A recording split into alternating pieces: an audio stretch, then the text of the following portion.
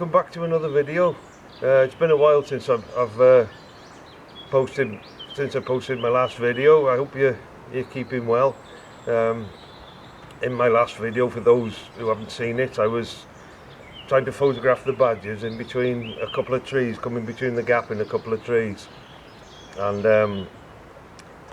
I put the video out after the setup had been up for about 2 weeks, and I had managed a couple of really nice images, and I said in that video if I did get any more images then I'd update you in the next video. Well, I ended up leaving that setup out for about another 6 or 7 weeks. It was out for a good while, and I managed to get some really nice images that I was very happy with, and I very nearly got one shot that I've had. It's got to be a bit of a bucket list shot, and that's getting a image of the badger in the snow, and I come really close to getting it. We had a good dump of snow around the end of January, mid-February. I managed to just one image, but unfortunately the badger came through from the wrong side of the gap, and all I ended up with was a butt shot. So close, but I'm afraid no cigar on this occasion.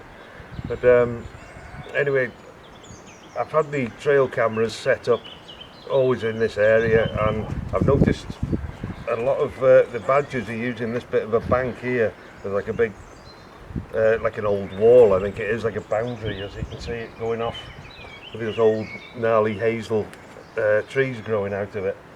And I've often catching on my trail camera, I'm catching the badgers and the foxes coming up onto this bank. The foxes are using it to scent mark, and so are the badgers, and they've been using it quite regular. And another animal which I've had on my trail camera, which I haven't had since last summer, I've had the pine marten back again, which here in Wales, as you know, are pretty damn rare. As you can see in this bit of footage, I've slowed the footage down. It was only a very brief glimpse of it on the trail camera, but as it was running past, you could see it had some prey in its mouth, and on slowing it down, I'm pretty sure it's a frog it's got. There's a river just over the back here, a small river, a small fast flowing river actually, but I have seen tadpoles in there in the past, so you know, I think if anywhere that's where it's got it from. So I thought I'd get the camera out, and I thought, because we've got a nice bit of a high bank here, I thought I'd have a go for a silhouette. I haven't done one for a long while, and it's a really simple setup. All you need, I've got one flash set about 10 feet away, just slightly below the height of the bank, and I've got my camera. I've set my camera quite a good distance back, because any foxes that come near here, I've had them again on my trail camera. They're so wary, they come up the bank, and this one I could see was looking at the flash. He kept looking at the flash, and it wasn't sure, and then it looked up the tree and saw my PIR sensor, and that was too much. He was gone. So I've set my camera housing and camera, what must be good 10-15 yards, and I've used a 55 to 200mm lens set at about 75mm. So I wanted to keep the camera, you know, away from the bank, so I'll keep any disturbance and any risk of spooking the foxes down to a minimum. But I've had a few badgers coming up and down here, and I've had this one wood mouse, and a nice silhouette of a wood mouse as it came running down the bank here.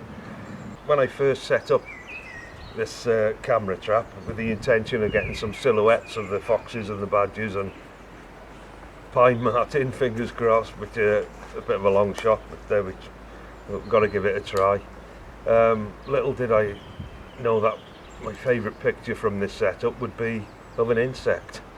I don't think you could set out intentionally to get camera trap images of insects, but what happened was it was this photo here which I captured.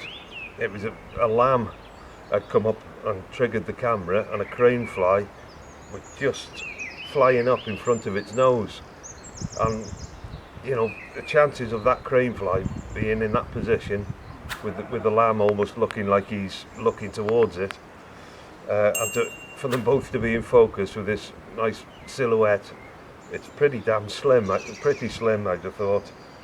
And it's a nice image in itself, but I would really have liked it to have been a fox, a silhouette of a fox looking at this crane fly. It would have been a tremendous image. But there you go, like the title of the video says, you've got to expect the unexpected, and that's how it is with camera trapping. When you put your camera out, you just never know. You never ever know what's going to show up. You get all the intentions and you can do all your planning, and you just never know what's going to show up. So that's the excitement of it, really. That's part of the enjoyment. It's the unknown.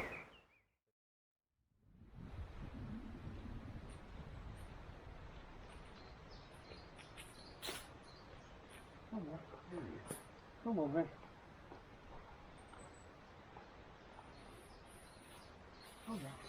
After about 4 weeks of this setup being in place, when I was on a routine visit just to check the camera trap and replace some of the batteries, I checked the trail camera as always and was delighted to see that the pine marten had returned.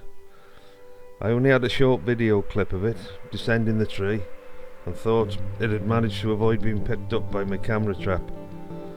However, on checking the camera trap, I had indeed managed to capture an image of this beautiful and locally here in Wales what is a very rare mammal. It's certainly not the perfect shot, but it's a huge incentive to try for a better image. I'll leave you with some of the images from this setup, and I hope to see you again soon. Thanks for watching.